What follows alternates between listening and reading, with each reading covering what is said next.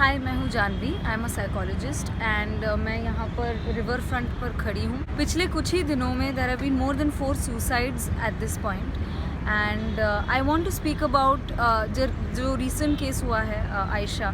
Her father has been saying कि और आयशा के साथ ऐसा ना हो and that's where I feel that is absolutely true.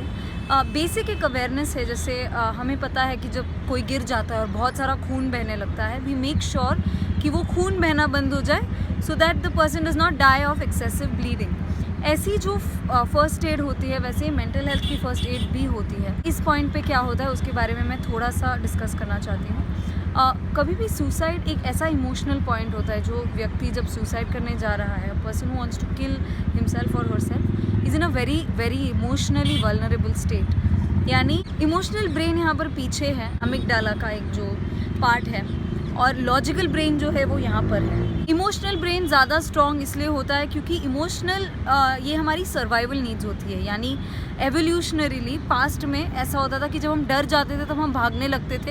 Anxiety, ये एड्रेनलिन रश, ये सब चीज़ों का काम ही ये है कि वो इमोशन जब हमारे में उजागर होते हैं तब हम अलर्ट हो जाते हैं और अपने आप को बचाने लगते हैं। So this brain is always more powerful then the logical brain, जो न्यूली डेवलप्ड ब्रेन है। ये हमारे ह्यूमंस में ही है ज़्यादा।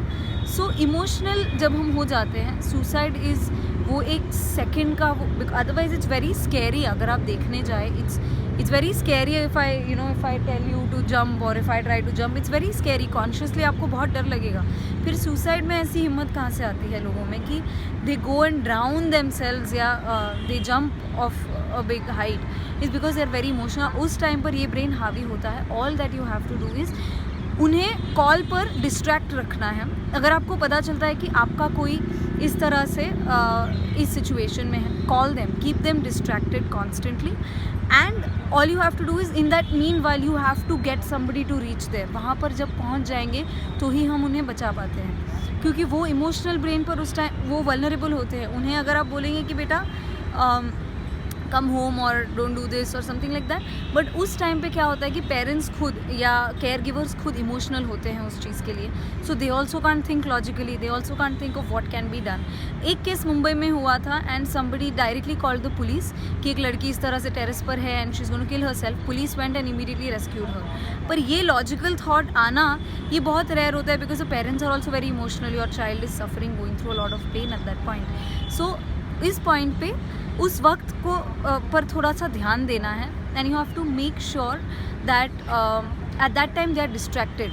Make them speak, make them count numbers, 2+2 क्या होता है, 7+2 क्या होता है। If you are with a person जो आपको वहाँ पर दिख रहा है, try to distract them in conversation till help arrives. उन्हें बताना नहीं है कि हेल्प आ रही है, because they don't want to be helped. They don't want to be helped because they feel कि उनको कोई प्रकार की मदद, हेल्प नहीं, एवरीथिंग इज़ जस्ट वेस्ट। उन्हें लगता है कि अब सारी उम्मीदें छूट गई हैं। So at this point I personally feel that थोड़ी थोड़ी चीज़ों का ध्यान रखेंगे, we can definitely make a difference. Apart from that, call helpline numbers immediately, call the police. अगर आप दूर रहते हैं इस एरिया से या कोई भी एरिया से, अगर आपको पता चलता है, immediately call somebody of that area, inform करना है। और एक चीज़ भी ये है कि अगर आप खुद बहुत इमोशनल हो गए हैं और you are not being able to think right, कोई भी सिचुएशन में, not just this situation, any situation in life, हाथ को हार्ट पर रखना है। Focus on your heartbeat या पल्स को फील करना है। Once you start feeling your pulse, you start realizing कि you start bringing your mind to logic, you start bringing your mind to consciousness, and I think yeah, that much is more than enough. Apart from that, I was also thinking of doing some analysis.